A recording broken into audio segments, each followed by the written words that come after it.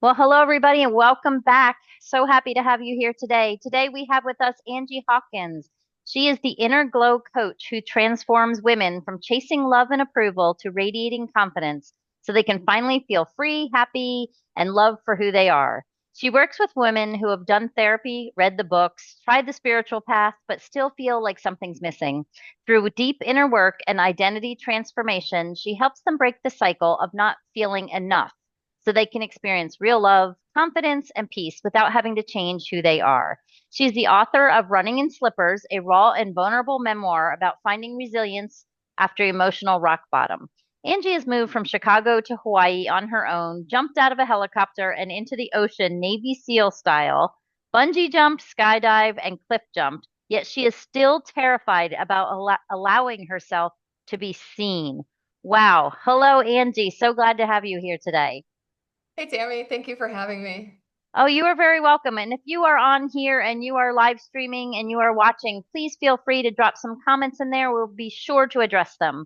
So anyway, after looking at your stuff and kind of looking over what you do and everything, I'm like, wow, I feel like we've lived like these parallel lives of, of utter dysfunction. Just some of the questions that you asked me to ask, while we were on the show and things we talked about.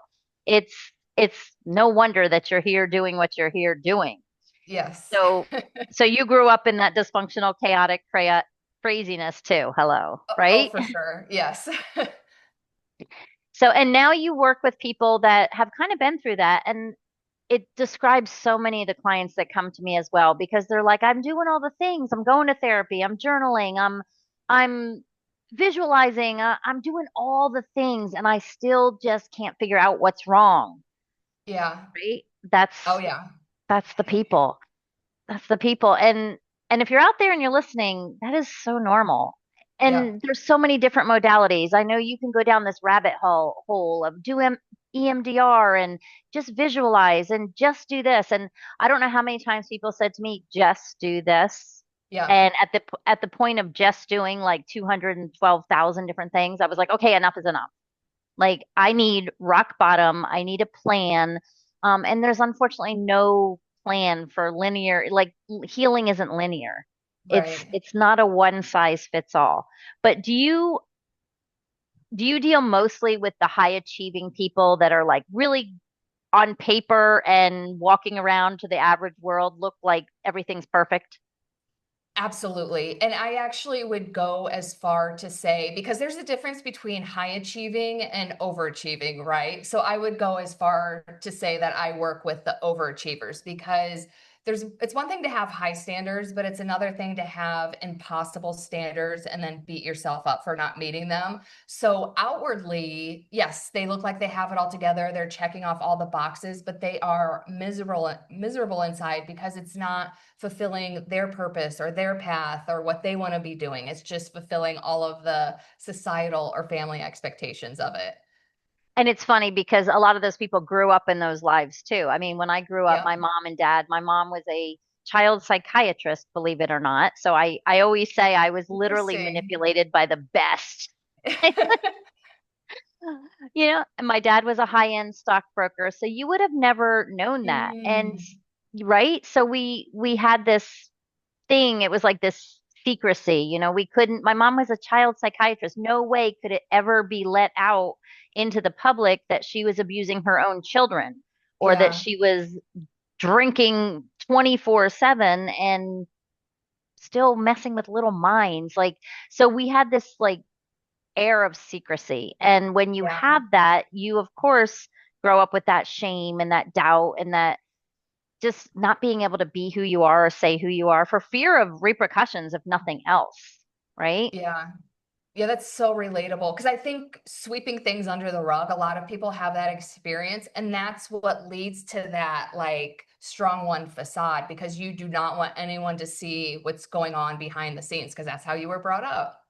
Right. Did you go through therapy? Was that one of your modalities that you used to kind of heal yourself? And Yeah, it was not like talk therapy was not effective for me because it was a situation where you go and you talk to the therapist, it feels good in the moment. And then you leave and it's like, okay, what do I do with this? Because it just felt like more information, because it was also at a period of my life where I also read a lot of self-help books. And it's like, okay, this is great. It's a lot of information, but then what do I do with it? And even with self-help books, like there may be guidance on this is what you do with it, but it's for the masses. Like you don't know what to do in your own individual circumstances. And I remember with one of my therapists, I kept asking her, like, okay, what can I do? What can I do? And she would, I don't want to say shame me, but she would like blame my like, and I was like a doer and perfectionist. And so maybe it was like me not communicating, but it's like I wanted to be like implementing what I learned. And she was like kind of blaming my perfectionism and like doing and achieving. And it's like, I just want it to like feel better, and I Right. just want to do something, because just talking about it didn't work for me. Well, and we now know, I mean, it's like the talk therapy is great. And don't get me wrong, if you're out there and Yeah, you're in I'm not therapy, I criticizing 100% it. highly recommend. For me, it was a starting point.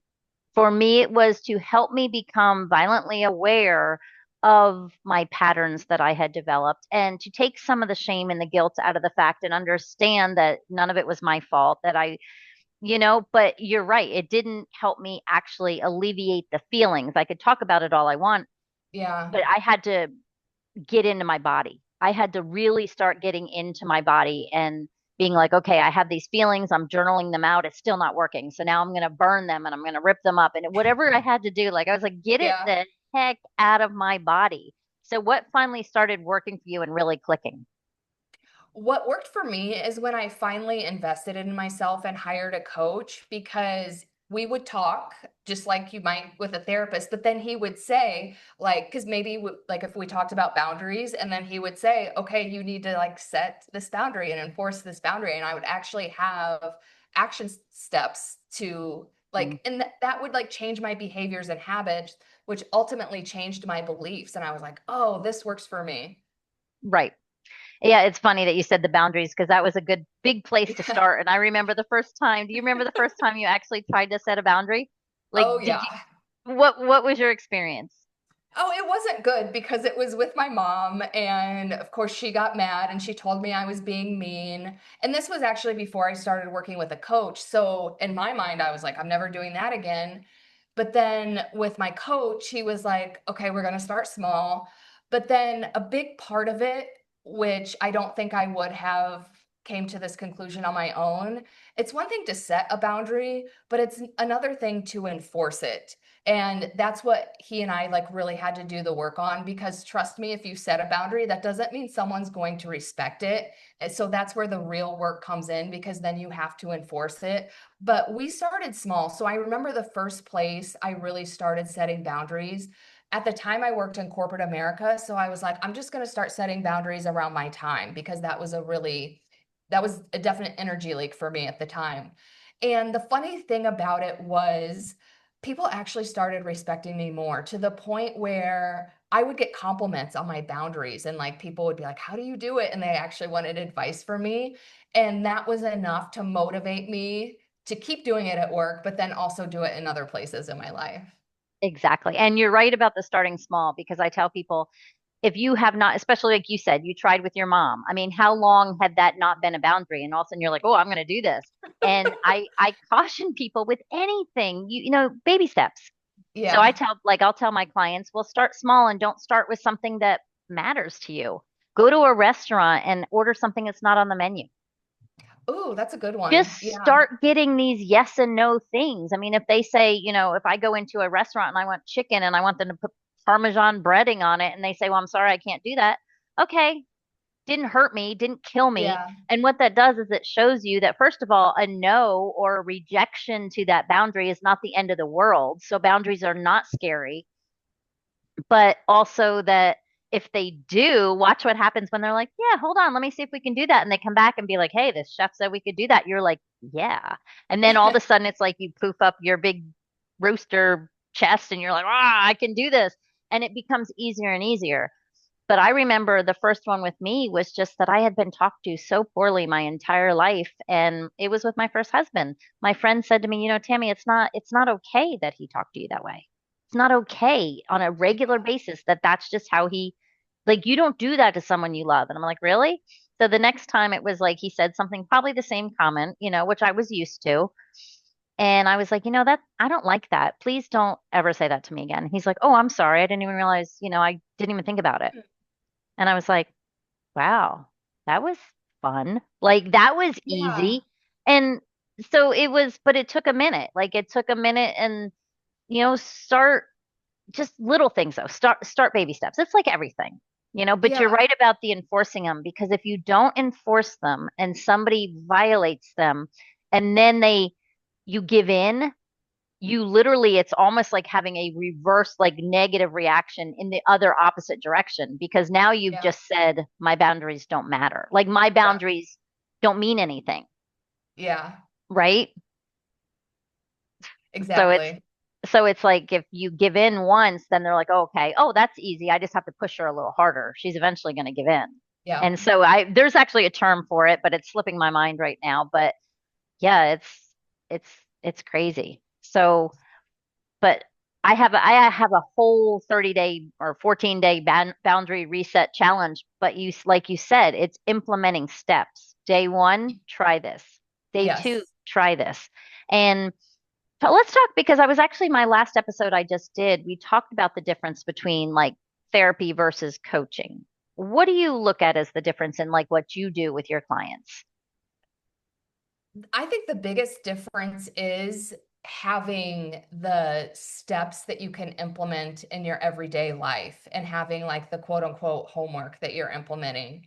And also, another thing that I do for my clients and my coach did for me is like I'm not available 24/7, but if they do need to email me or text me in between sessions, like say they did do the thing and it didn't work out the way they wanted to and they need quick advice in the moment, I can be available for them. And therapy definitely doesn't work like that, or like they will bill you or your insurance, or they maybe just don't have the time. So I think it's the biggest difference is the practical advice to have actionable steps to actually change your behaviors and habits, which is actually going to change your beliefs. Yep, Which I just absolutely. think is more efficient because, like, you can go to therapy for years and be talking about something before it really sinks in. But if you're truly doing it in your day to day life, it's way more efficient that way. Yes, I agree. And I've had some really good coaches where I love that. I don't want to say you have 24/7 instant access to every coach you work with, guys. That's not what I'm Yeah, saying. it's not But it was realistic. nice. No, that's not realistic at all. But it is nice to have a hotline or to have, just to be able to drop in a casual Facebook group and talk to the community. Because a lot Yeah. of coaching, we have a group community and it's all people that have been through the same things. I think too, a lot of times, and I love this, and you probably it sounds like you work with people that had very similar growing up experiences to you. Yes. So where I mean, like I said, my mother was a child psychiatrist and she, I could go to someone like her, but I'm like, but if if that psychiatrist's mother wasn't an alcoholic, they still don't have that empathetic kind of like be able to put themselves in my shoes kind of experience. Yeah, and I think that makes a big difference because like my mom wasn't an alcoholic, so I can my dad was though, but you know what I mean? Like I can kind of understand your situation, but it's not the same as actually being in that same situation. Right. And there's a coach for everything. There's a coach Yes. for high achieving women. There's a coach for overachieving women. There's a coach for ACOAs. I mean, when I started, Yeah. I only really dealt with adult children of alcoholics Okay. because I'm like, I've been there, done it, spent 30 years working on myself. I've tried every trick in the book. I get where you're Yeah. coming from, and that makes a huge difference. So talk to me about, and I'm just kind of looking at some of the questions that we were going to talk about, and I kind of get derailed sometimes and we go That's all over okay. the place. Um, why do we struggle so hard with those boundaries? And we talked about setting them and how hard they are, but why do you think people from those dysfunctional homes struggle so hard with it? I think the main reason is low self-worth because you don't even think you're worthy of having your time, energy, or whatever respected. I mean, to your point, and I struggled with the same thing, if someone was putting me down or even just verbally saying something that was disrespectful for a long time, it was just like, oh, that's what I deserve. I don't deserve to be talked to any better. So it's just like not even knowing that you deserve better and having that standard where you're going to be like, nope, this is where I draw the line and have to set a boundary. Absolutely. And a lot of times, like in my case, boundaries, well, first of all, it goes either way. You probably can attest to this. You either have no boundaries in your house, Yeah, or they're so strict and controlling, or you have kind of mediocre boundaries, but they're so quickly violated that they don't seem to matter anyway. Like I didn't have privacy. There was same. no privacy in my house. So, like when people started saying to me, start journaling, that was very difficult for me because I would tell people, stay out of my diary. Stay out of Yeah, my diary. Like that's disrespectful. It's rude. It's my diary. But it was read every night or every day when I would go to school. So it was like they were so quickly violated that I guess it goes back to I didn't think they were important enough. exactly. Yeah. But so excuse me. But literally when you're going through that whole healing process, boundaries are something that you will deal with literally your entire life. Oh, yeah. They never go away. And also, and this is something I like to stress to my clients, the guilt may never go away, but the key is like feeling safe in your body while you're feeling your feelings because like what's the term, like new levels, new devils, because once you get comfortable setting boundaries at a certain level, then you gain the confidence and motivation to do it at the next level. So because you're always like up leveling in your boundaries, like the guilt and fear may never go away, but the key is feeling safe in your body while you do it because you respect yourself to know that you deserve that level of respect.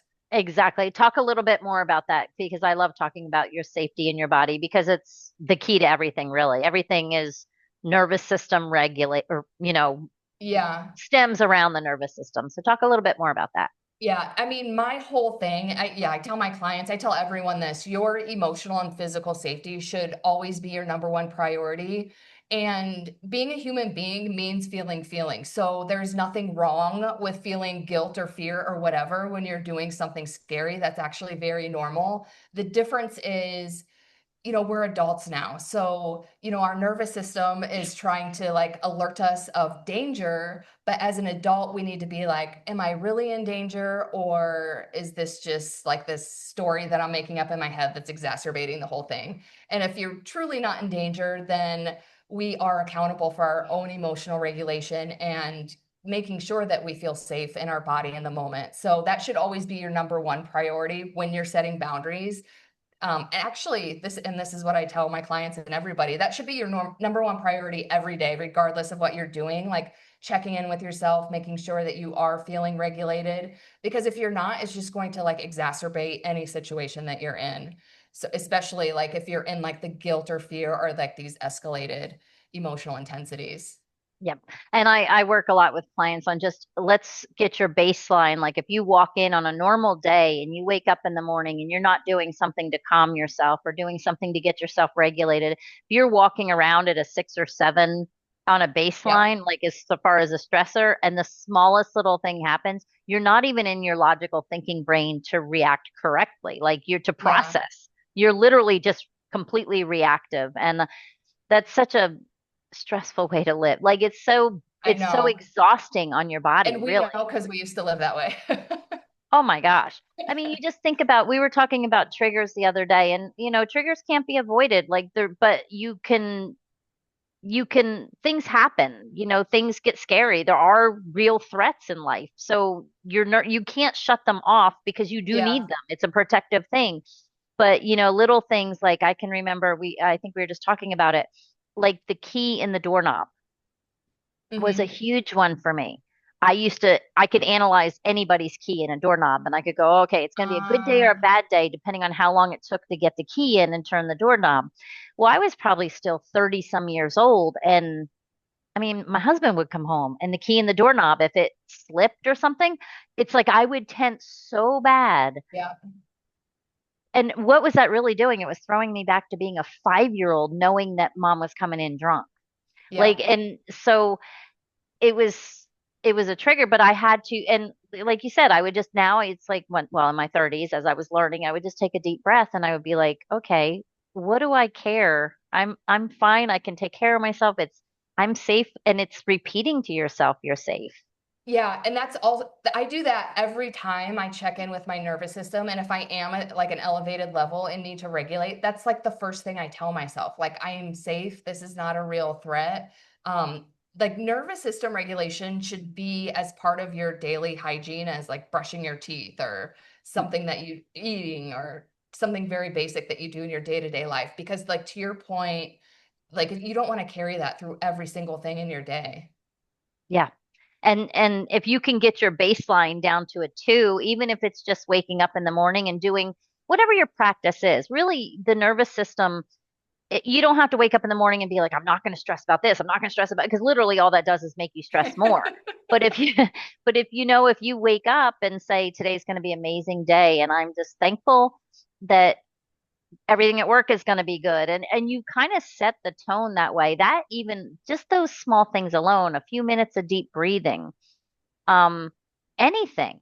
But it can, like I said, if you can lower it to a 2 or 3, then when those things come flying at you, you have the tools to kind of Yeah. re-regulate quickly.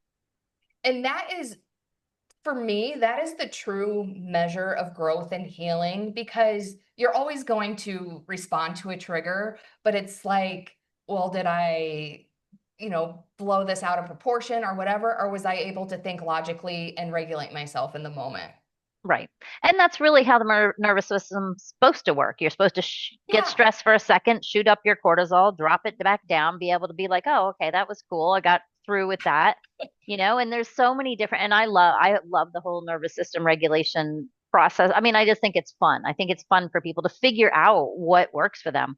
Some people, big deep breaths. Yeah. Some people, if they're really in a triggered spot, and I you can hear these things and use all these things, but if you're in a very anxious state, what does it feel like to you? It feels like you can't breathe, right? Yeah. So the last thing you want to do is hold your breath, is take a big deep breath.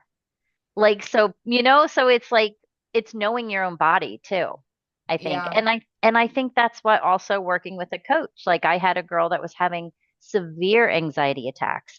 And I was like, well, when you're having them, like, what's your first process? She said, well, I watched a YouTube video and I took in a huge deep breath and held it. And I said, when you were having that Oh, anxiety attack, how did you feel before that? She said, I felt like I was drowning, which meant you couldn't breathe.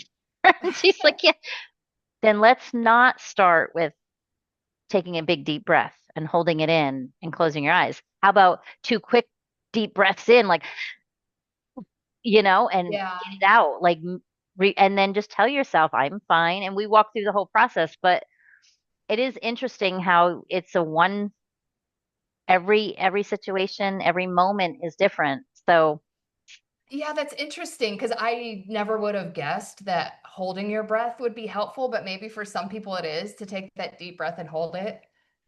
well, But yeah, or everyone even, is different because yeah, I tell my clients like I'm not gonna like recommend something to you because it may not be your thing. So you're gonna have to experiment with different things. oh, absolutely. And but if you look at, like, and it might not even be, I guess that's the thing. I think it has to be, it's so individualized, because if you are in when they're talking about, if you are stressed and you take in a deep breath and hold it, and then, like, there's the box breathing, Yeah. breathe in for 4, hold for 4, out for 4, hold for 4. They don't say if you're in the middle of a panic attack, don't do that. Like, it's not Yeah, specified. that's true So, too, because that video probably didn't specify. Also, I'm the kind of person, because talking about individualization, even just in general, I don't like the box breathing. So that's like a perfect example of not everything is for everyone. So you have to experiment for what feels good to you. yep. I was actually at it was an event I was hosting, and the gentleman got up and he was doing a talk about, he's a surgeon and he does breast cancer. And he was doing it like this video from the eyes of the surgeon. And it was all these people like hugging, and it was people like, he was showing the process, and I totally understood what he was trying to do. but there was no like ringing the bell and like celebrate. It was just this deep, like two people that had had breast cancer. Well, one had had breast cancer and one also had a mother that was going through breast cancer. They got up and left the room. And it was so Oh. funny because afterwards it's like, I mean, I'm all about like the energy in a room, right? So it's like my hair was standing up and it was so funny. And I just got up there and I'm like, okay, guys, I don't know about you, but I need to shake. And I know and this guy is like a really well-known doctor around here. And I wasn't being insulting, but I was like, whoa, that was deep. Like I was so tense and I could see everybody's neck was up and shoulders were Oh, raised. really? So it's like I could, so some people might have said, okay, let's all take a deep breath, right? Not me. I was like, I gotta shake that shit out. Like, and it was so funny. And one of the girls came up to me and she's like, thank you so much. She's like, we needed that energy in the room right then and there. Like some of us really just, and so like, we all shook. There was like maybe 40 of us, 50 of us in the room. It was just kind of funny. But that again was another perfect example where saying like everybody breathe, there were people in there that weren't breathing, like literally, Yeah. because it was so like emotional. It was just crazy. It was But crazy, I but think we need to normalize that. I like how you were just like, you could feel the tension in the air. So you were like, I need to cut through this immediately. oh yeah. I'm all about just I mean, really think about it. Like when you are having an anxiety attack and they say, look at five things. What are five things you can see and four things you can hear? And, they do those exercises. It's really just a pattern interrupt in your brain. Right. So it's just changing the state you're in. So whether you're in a happy state and, you need to bring it down because you just walked into a somber room, or if you're being anxious and you need to bring it up, like it's just changing states. It's a pattern interrupt where your brain Yeah. needs to think something different and focus on something different. So, but yeah, that was kind of funny because I was like, I don't know. Like I felt like there was all yogi masters and stuff in there. So I felt like everybody wanted me to be like, I don't know. It's just funny. I felt like if I was conforming to the normal people, which is what most people do, people would have been like, let's all take a deep breath. And I was like, oh no, hell no. Shake that shit out of your body, girl, because there's some tension in the air right now. It was just crazy. But um, so I want to ask you another question because we were talking about the nervous system. Um, why do you think that women, especially like these overachiever, high achieving women or whatever, how did you word it? It was a great question, especially in the mother relationship, shape a woman's nervous system to self-abandon. I don't know if So that's what is, exactly how you worded yeah, it, what is but the question? Like, so how does the, how does the early emotional neglect, especially oh, when you're around your parents, like how does that early childhood dysfunction, especially around women, create the tendency to self-abandon or I mean, really self-sabotage and all that? yeah, I mean, because we're not born with these dysfunctional patterns, right? Like it comes from how we, and also as children, it's actually very intelligent how we develop them. Because, for example, as a child, my mom was very critical. She wanted me to be a certain way. I didn't feel safe being me. So it was actually very intelligent of me to be like, oh, it's way safer for me. Like it felt safer in my body. Like I wouldn't have described it that way as a 6 year old, but it felt safer for me. Like, I'll just do whatever she wants so that I'll be loved and accepted. And those behavior patterns work while I'm living in the home with my mom and she's in charge of me financially, etc. But the problem is we carry these same behaviors into adulthood. And then as adults, yeah, we're just conditioned to be that way. So for many, many years beyond being a child and teenager, and it wasn't just with other women, I was always like over giving to things outside of myself to feel that love and approval. And when you are in that energy, you're attracting takers because, and I was actually just talking to a client the other day, because think about it. If someone's standing on the street giving out money, like, yeah, there's going to be like manipulative, creepy people who are absolutely going to take advantage of that. But then there's people like us who's like, yeah, if you're giving out money, I'll take some. You know what I mean? So, like, of course, when you're in that energy, like people are going to be taking from you. So you're also playing a role in that. So that's why it's so important to recognize these patterns and start to change them. Because number one, as an adult, you absolutely have that autonomy to start changing your life because these behaviors are not serving you. And it's just like so much more empowering to live in this place of having high standards and having boundaries. And when you are there, then you attract a higher caliber of people. That's not to say you won't have like the, people who are trying to take advantage of you or whatever, but there is far way less of that than there was before.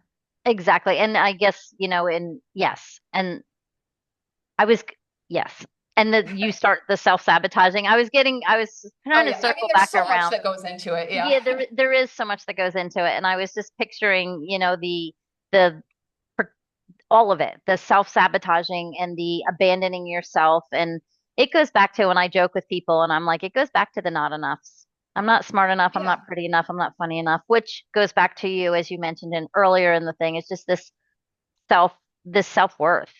Like Yeah. it's not, but the people pleasing, and that would be your fawn. You have the flight, Yeah. fight, freeze, or fawn.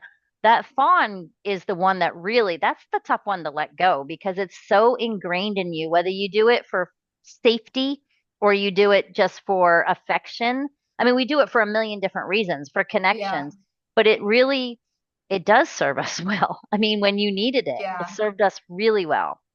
Well, even as adults, you do kind of get intermittent rewards from it, right? Because when you're chasing things, there are people who are repelled by the energy, but you also get people who are not. So you might get that intermittent love and approval from chasing. So there's somewhere in your mind you're like, okay, it's not working some of the times, but it is working sometimes, so I'm just going to keep doing it. Yeah, it's a tough one. And then it goes, and like you said, when you're coming out of that, I mean, you talk about standards. You talk about when I was 20 years old coming out of that and having grown up with two alcoholic parents and, being pimped to drug dealers and just stupid stuff. My Yeah. standards were pretty low. Yeah, that's relatable. I mean, Like I would they go were, as far as to say at one point in my life I had zero standards. but that's what I'm saying. Like Yeah. mine were really low. So it was really easy to meet or exceed them. Yeah. And I know that sounds horrible. That really does sound horrible. But like you said, like energies attract. So if you this is what you're putting out and this is what I need and this is my standards, this is what you're going to attract or people that are going to Yeah. meet you at that level. They're going to meet you at that level. So it's so vitally important and I can't stress it enough for the people out there listening is always set your standards for yourself as you would for someone that you love. Even I if like you that. even like and you might be saying, well, I love myself. Well, mm, we do, but that's the problem is subconsciously we might not.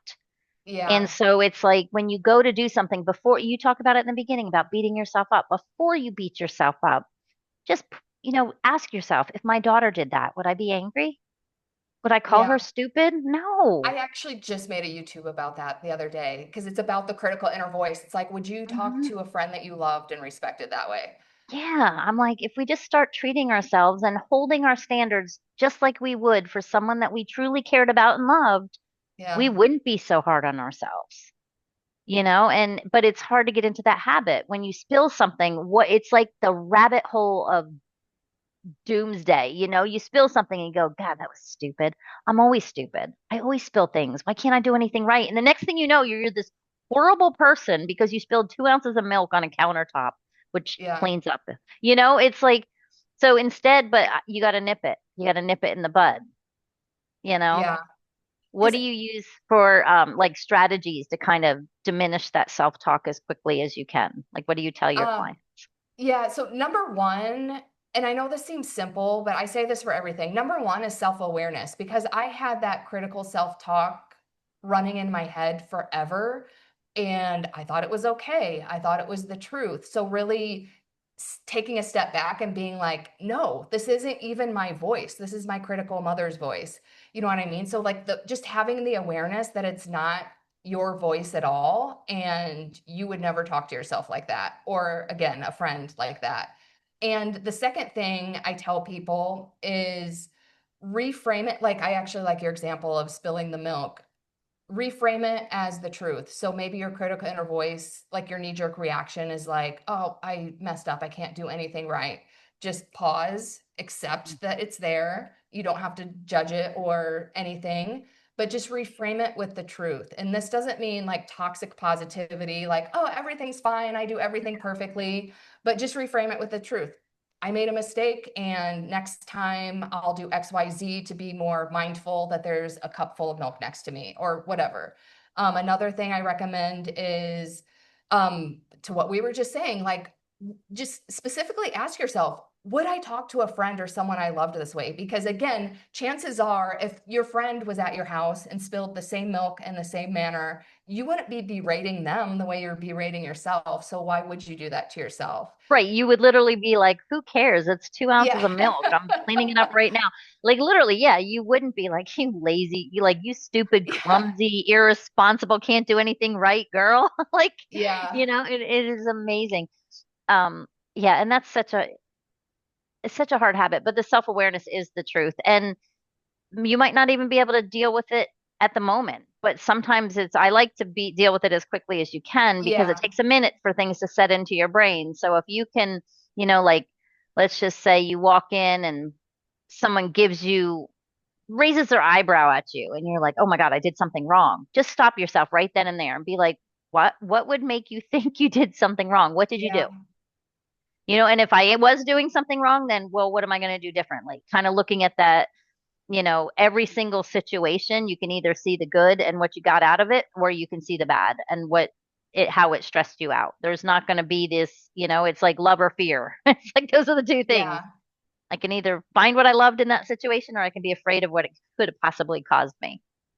Yeah. And another thing I recommend to people, and this is more an advanced exercise, but with the spilled milk example, like if you are being that hard on yourself for spilling milk, there's a reason why that's probably rooted in your childhood. Like, so for example, your parents probably would have had like a totally, out there reaction to something minor. So you probably grew up in a chaotic household. So like one of the best advice I've ever learned from an early mentor is question everything you do and why you do it. So you Hmm. could even ask yourself, why am I being so hard on myself about this? And it's probably because one of your parents would have been.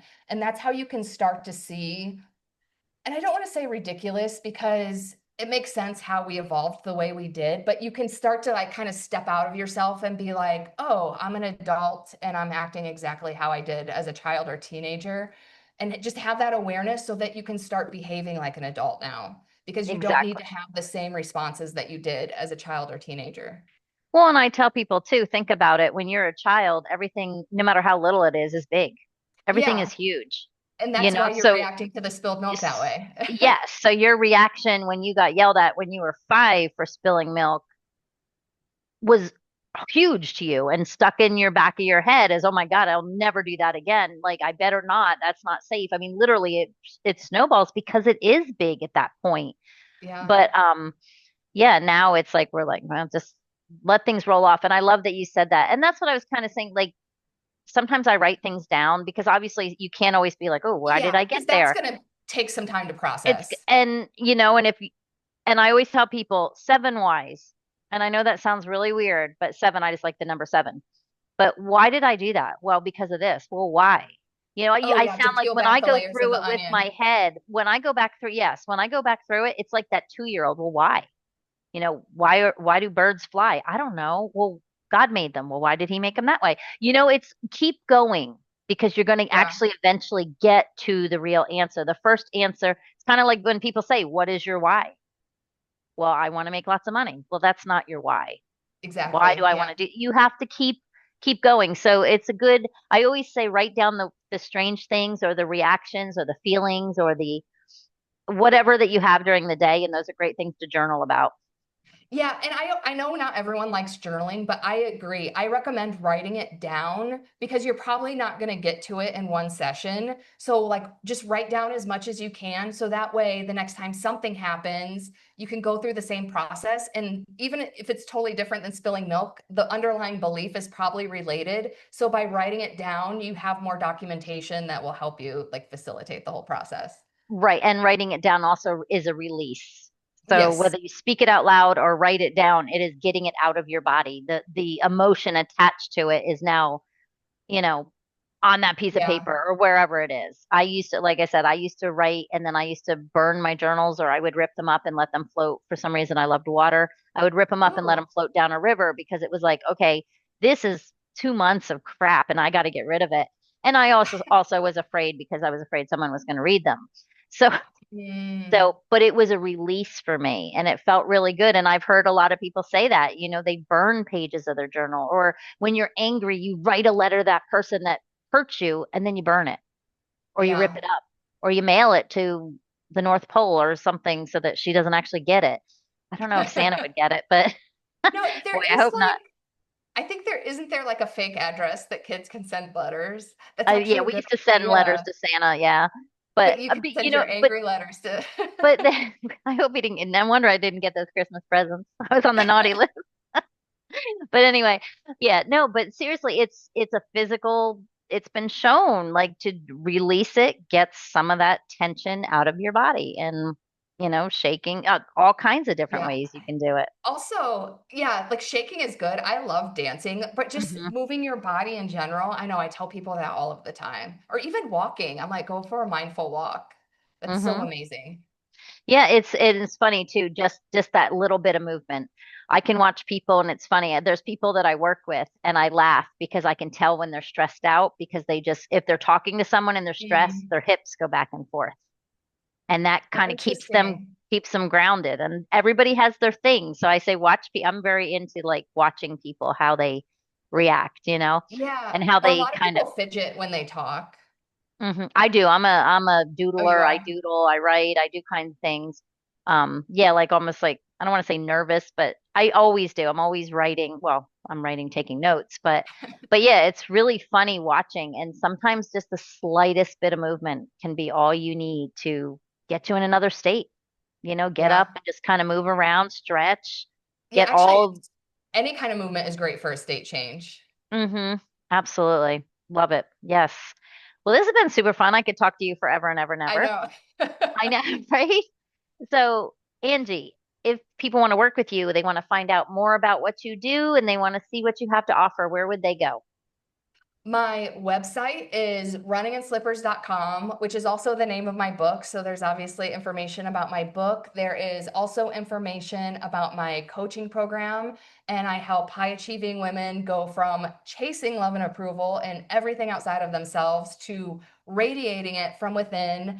And I used to offer a free 60-minute Find Your Glow session where in my glow method, the G stands for go back to your childhood. So we actually go back to your childhood and peel back the layers of the onions, how we were talking about, and find like, your root cause limiting belief. I am phasing that out, but if you come to me and tell me that you heard me on this podcast, then it is available for you. So again, it's a free 1 hour session where we will like go to that root cause, which is so helpful because whether we end up working together or not, that I mean, that's just enough information for you to go on your own for a little bit, even without any Yeah. help. But that, for me, that's what changed my life. So that's the first step that I like to offer to people. Okay, perfect. Sounds good. And I will put those in the show notes in case anybody is driving or doesn't have time to pull Yeah. over or whatever. So I don't want anybody crashing. We want it all happy here.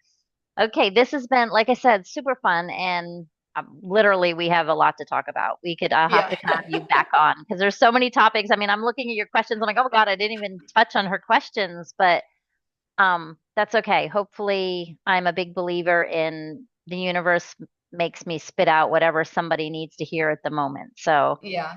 I never know where it's going, but if you had one big message for people to make their day a little brighter, or one tip or trick, what would it be for them today?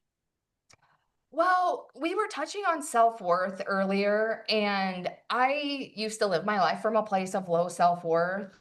I didn't feel happy and fulfilled, but because my self-worth was so low, I didn't even think happiness and fulfillment was something that was even available to me. I would see other people living it, and I know this sounds ridiculous, but I would be like, "Oh, that's just not for me. That's just not available to me." But now I live my life in a place where I'm happy and fulfilled most of the time. And that doesn't mean I don't have struggles, I don't have challenges, and I don't feel negative feelings. It means I can still feel happy and fulfilled despite what I'm going through or whatever's going on around me.